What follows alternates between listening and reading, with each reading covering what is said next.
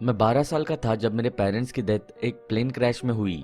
मेरे दादाजी ने ही मुझे बड़ा किया, पर वो बहुत बूढ़े हो चुके थे मेरा ध्यान रखने के लिए। मेरे दादाजी के एक दोस्त थे जिनका एक हिल स्टेशन में कॉन्वेंट स्कूल था। उन्होंने मुझे वहां एडमिट कराने का डिसाइड किया ताकि उनकी डेथ के बाद मुझे कोई फॉस्टर होम या फिर अनाथ आश्रम में ना जाना पड़े। एक दिन सुबह हम दोनों ट्रेन में बैठ के हिल स्टेशन जाने के लिए रवाना हो गए। मेरे माता पिता की डेथ के बाद मैं एक शांत बच्चा बन गया था। वो कॉन्वेंट सिर्फ लड़कों के लिए था, स्कूल में ही हॉस्टल भी था। स्कूल के प्रिंसिपल ने मुझे गले लगा लिया और कहा, हेलो रिचर्ड, मैं फादर बेकर हूँ। तुम्हें पता होना चाहिए, जहाँ कहीं भी तुम्हारे पेरेंट्स हैं वो तुम्हारे साथ हमेशा रहेंगे। हम तुम्हारा अच्छे से ध्यान रखेंगे। अब इसी को अपना घर समझो। मेरे दादाजी ने उनसे कुछ देर बात की और फिर मुझे कहा, मैं तुम्हें छुट्टियों में लेने आऊंगा। तुम्हारा जब भी मन करे तुम मुझसे बात कर सकते हो, बस फादर बेकर को बता देना, ओके? मैंने हाँ में सर हिला दिया। मुझे अभी तक अपने दादाजी की आंसू भरी आंखें याद है जब वो स्कूल के गेट पे खड़े मुझे बाय कह रहे थे। वो स्कूल एक घाटी में बना हुआ था और उसके चारों ओर पहाड़ थे। बीच में एक बहुत बड़ा खेल का मैदान था। सच बताऊं तो पहले कुछ हफ्ते मेरे लिए बहुत मुश्किल थे, पर टाइम के साथ मैं भी हर दूसरे लड़के की तरह इस नए माहौल में घुल मिल गया।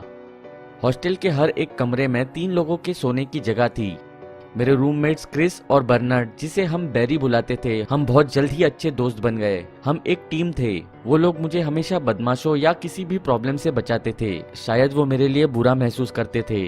वजह जो भी हो, वो ऐसे फ्रेंड्स हैं जो मैंने पूरी जिंदगी के लिए कमाए हैं। मैं अभी भी उनसे टच में हूँ और हमेशा रहूंगा।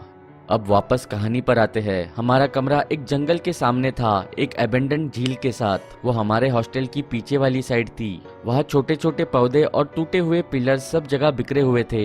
लेक का पानी काला और गंदा था। एक शाम हम अपने रूम में बैठे अपना होमवर्क कर रहे थे। मौसम अच्छा था, पर फिर भी मुझे थोड़ी घुटन महसूस हो रही थी। मैं खिड़की के पास गया और बार्नी भागता हुआ मेरे पास आया और डरी सी आवाज में बोला, ये तुम क्या कर रहे हो रॉबर्ट? मैं उसकी ऐसी आवाज सुन के चौंक सा गया। मैंने अजीब सा जवाब दिया, ये खिड़की खोल रहा हूँ, मुझे इस कमरे में घुटन महसूस हो रही है। तो मैंने सोचा। क्रिस उठा और बोला, नहीं, तुम इस खिड़की को अंधेरा होने के बाद नहीं खोल सकते। ये यहाँ का कठोर नियम है। वो कमरे जो कब्रिस्तान की तरफ है, अंधेरा होने पर वहाँ की कोई खिड़की नहीं खुल सकती। यह ऑब्वियसली मेरे लिए एक नई जानकारी थी। हालांकि मुझे यहाँ सिर्फ एक हफ्ता ही हुआ था। मुझे इस कॉन्वेंट की छोटी सी छोटी बातें पता चल गई थी, पर मुझे ये नहीं पता था कि यहाँ एक कब्रिस्तान भी है। मैंने उलझन भरी चेहरे से जवाब दिया, कब्रिस्तान कहाँ है? मुझे यहाँ कोई कब्रिस्तान वाले पत्थर नहीं दिख रहे।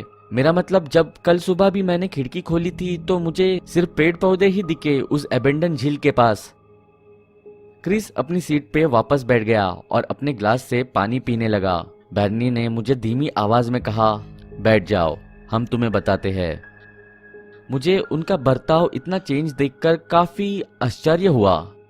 कुछ समय चुप रहने के बाद क्रिस ने बोलना शुरू किया, बहुत साल पहले ये कॉन्वेंट एक रॉयल घर होता था, एक ब्रिटिश ऑफिसर का। उसका नाम जेराल्ड शॉ था। मिस्टर शॉ की वाइफ का नाम इमली था। उनकी इकलौती बेटी समायरा ब्रेन फीवर की वजह से मर गई। उनकी बेटी की डेथ के बाद मिस्टर शॉ ने अपने आप को संभाल लिया था, पर उनकी वाइफ इमली से ये बर्दाश्त नहीं हुआ। उन्हें इस बात का बहुत दुख और डिप्रेशन हुआ। उन्होंने अपने आप को झील में डुबा दिया। अगली सुबह उनकी एक मेड को इमली शॉ की बॉडी झील में तैरती हुई मिली, मरी हुई।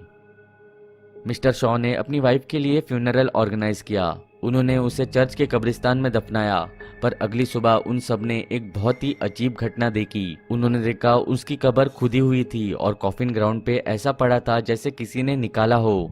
इस घटना को अजीब सी घटना समझ के उन्होंने उसे वापस दफना दिया, पर फिर वही चीज बार बार 3 बार हुई। वो जब जब उसे दफनाते उसकी कब्र अपने आप बाहर निकल आती। चर्च के प्रीस्ट ने मिस्टर शॉ को बताया कि उनकी वाइफ ने पाप किया था क्योंकि उसने सुसाइड की थी और क्रिश्चियनिटी में इसे पाप माना जाता है।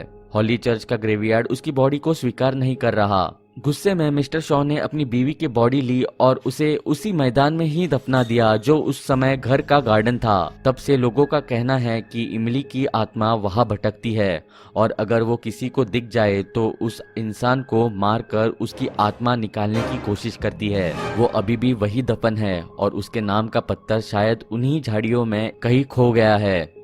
मैंने कहा, और इसमें से कितनी कहानियां एक्चुअली में सच है? बर्नी ने मेरी तरफ देखा और जवाब दिया, पिछले साल रूम नंबर 707 में एक लड़का खिड़की खोल के सो गया। वो पूरी रात कमरे में अकेला था क्योंकि उसके रूममेट छुट्टियों पे घर गए थे। अगले दिन जब लोग उसे प्रेयर के लिए बुलाने गए, वो मरा हुआ मिला। उसकी आंखें दूसरी तरफ मुड़ी हुई थी और जीभ मुंह से बाहर आई हुई थी। ऐसा लगा जैसे उसे किसी ने नींद में घोट के मारा था। ऐसी पुरानी जगहों की कोई ना कोई डरावनी कहानी जरूर होती है। मैं अपना होमवर्क वापस करने लगा और बोला, वेल, एक बार तुम मर गए। यही जीवन का सच है, वरना मेरे पेरेंट्स मेरे पास बहुत पहले ही वापस आ गए होते। ऑब्वियसली ऐसी बात ने दोनों क्रिस और बर्नी को चुप करके रख दिया था। पर टाइम के साथ मैंने रियलाइज किया कि कैसा पूरा स्कूल शॉ फैमिली की कहानी को सच मानने लग गया था। वहाँ पे कई खिड़कियां ग्रेवयार्ड की तरफ थी, तो उन सब कमरों को लॉक करना नामुमकिन था। मुझे इस बात ने भी हैरान किया कि कैसे स्कूल के सारे लड़के इस कहानी पे विश्वास करते हैं और कैसे सब अंधेरा होने पर अपने कमरों की खिड़की भी नहीं खोलते। वो लड़के जिनके कमरों की खिड़की दूसरी तरफ है, वो भी सूरज ढलने पर खिड़कियां नहीं खोलते। मैं इस कहानी को सुनने के बाद कोई ड्रामा नहीं करना चाहता था, क्योंकि वैसे भी इस कहानी से कोई फर्क नहीं पड़ता। मैंने कभी नहीं सोचा कि खिड़की खुली या बंद होने से क्या होता है। छुट्टियां आई और हम सब घर जाने के लिए तैयार हो गए। हम अपने बैग्स पैक कर रहे थे कि तभी हमारी सफाई वाली आंटी मिस ब्राइट अंदर आई। उन्होंने एक प्यार भरे स्वर में कहा, लगता है मेरे बच्चे घर जाने को तैयार हो गए हैं। अब बेचारी मिस ब्राइट को कौन मिस करेगा। हमने उनकी तरफ देखा और मुस्कुराया और फिर मैंने कहा, हम जल्दी वापस आ जाएंगे और सब लोग उन्हें बहुत मिस करेंगे। वो हम सब की बहुत देखभाल करती थी। मिस्टर ब्राइट फिर से रूम साफ करने लग गई और हम फिर पैकिंग करने लग गए। मिस ब्राइट ने खिड़की खोली और सूरज की तेज रोशनी कमरे के अंदर आने लगी। मैं खिड़की के पास गया और वहाँ चुपचाप खड़ा बाहर खाली झील और झाड़ियों भरे ग्राउंड को देखने लगा। क्रिस ने मुझे बुलाया और कहा, चलो चले रॉबर्ट, तुम्हारे दादाजी नीचे वेट कर रहे हैं। हम घर के लिए निकल पड़े। वो एक महीने की छुट्टियां थी। मैं अपने दादाजी के घर गया और मैंने वहाँ बहुत मजे किए। मेरे दादाजी ने मुझे बताया कि मेरे पेरेंट्स मेरे लिए बहुत पैसा छोड़ गए हैं, तो मुझे कॉलेज की और आगे के टाइम की कोई चिंता करने की जरूरत नहीं है। मैंने उनकी तरफ देखा और कहा, दादाजी, क्या आप मानते हो कि इंसान मरने के बाद भी वापस आ सकता है? ऑब्वियसली उन्होंने ऐसा प्रश्न एक्सपेक्ट नहीं किया था, तो उन्होंने मेरी तरफ हैरानी से देखा और कहा, वेल, उन्हें वापस आने की जरूरत नहीं है। अगर वो आपके दिल में रहते हैं, जैसे कि तुम्हारे पेरेंट्स, वो अभी भी तुम्हारे दिल में है, अभी भी तुम्हारे साथ है। मैंने कुछ ऐसा ही जवाब एक्सपेक्ट किया था, तो मैंने उस बात को वही खत्म कर दिया। छुट्टियों के बाद हम सब वापस स्कूल पहुंचे। क्रिस और मैं नीचे दादाजी को गुड बाय बोल रहे थे और बेरनी रूम खोलने चला गया। स्कूल ने हम सबको एक रूम की चाबी दी हुई थी।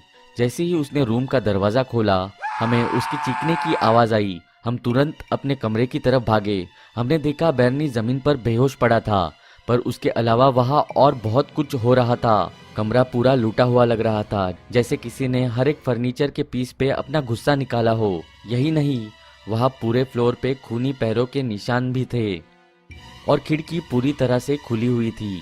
बाद में पता चला कि मिस ब्राइट से खिड़की खुली रह गई थी, पर मैं इस बात को नहीं मानना चाहता था कि किसी औरत के भूत ने हमारे कमरे को ऐसा किया। मिस ब्राइट को अपनी लापरवाही की वजह से सस्पेंड किया गया। बर्नी को एक लोकल हॉस्पिटल में एडमिट किया गया और क्रिस उस रात उसके साथ रहने चला गया। इस घटना की गंभीरता की वजह से मैंने जिद पकड़ ली थी ये जानने की कि इस कहानी में कितना सच है। मुझे मिस ब्राइट की इतनी छोटी सी बात पे सस्पेंड होने पर बहुत गुस्सा आ रहा था और उस रात तो मैंने ठान ली। डिनर के बाद मैं कमरे में आया और मैंने खिड़की खोली। उस समय 8 बजे थे।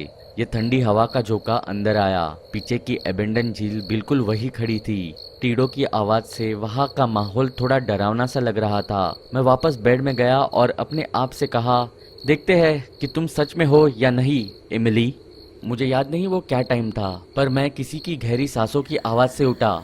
जब मैंने धीरे से अपनी आंखें खोली, मेरे कमरे में अंधेरा था जिसमें हल्की चांद की रोशनी आ रही थी। पहले मुझे कुछ नहीं दिखा, पर फिर एकदम से मेरी नजर खिड़की पर पड़ी और जो मैंने देखा उससे मेरे रोंगटे खड़े हो गए। वहाँ पे एक औरत खिड़की पे चढ़ी हुई थी। उसने खिड़की पे लगा लोहे का सरिया पकड़ा हुआ था और उसका मुंह बड़ा सा खुला था। मैंने ऐसा खतरनाक चेहरा आज तक नहीं देखा। उसका मुंह इतना बड़ा था कि मुझे उसके मुंह के अंदर का हर हिस्सा दिख रहा था। वो मुझे बस घूरती रही और फिर अंदर आने की कोशिश करने लगी। जैसे ही उसने अपना बड़ा और पतला हाथ डाला, मुझे लगा किसी ने मेरे गले के पीछे से छुआ। मैं पीछे मुड़ा और देखा मेरी मम्मी वहाँ खड़ी हुई थी। वो किसी परछाई की तरह लग रही थी। फिर उन्होंने धीमी आवाज में कहा, रॉबी उठो और लाइट्स ऑन करो। मुझे नहीं पता उस समय मुझ में कहाँ से हिम्मत आई। मैं बेड में से कूदा और लाइट्स ऑन कर दी। मुझे खिड़की पर कोई नहीं दिखा, बस वो काली झील ही दिखी। मैंने झट से खिड़की बंद कर दी और उस रात मैं अपने क्लासमेट के साथ सोया। मैंने किसी से भी इसके बारे में बात नहीं की, सिर्फ अपने दोस्त क्रिस और बैरनी को बताया। बैरनी और क्रिस ने कहा तुम्हारी मम्मी तुमसे इतना प्यार करती थी कि वो उस रात तुम्हारी जान बचाने के लिए आई, और वैसे भी प्यार सब बुराइयों से बड़ा होता है। मैं ये बात सुनकर रोने लगा, पर उनके शब्दों से मुझे हिम्मत भी मिली। मुझे नहीं फर्क पड़ता कि तुम मेरी बातों पे विश्वास करते हो या नहीं, मुझे बस इतना पता है कि मेरे मम्मी पापा जहाँ भी है मुझे देख रहे हैं। मैंने अपनी स्कूलिंग का लास्ट ईयर ख़त्म किया, पर जब तक मैं वहाँ था हम में से किसी ने भी शाम होने के बाद वो खिड़की कभी नहीं खोली।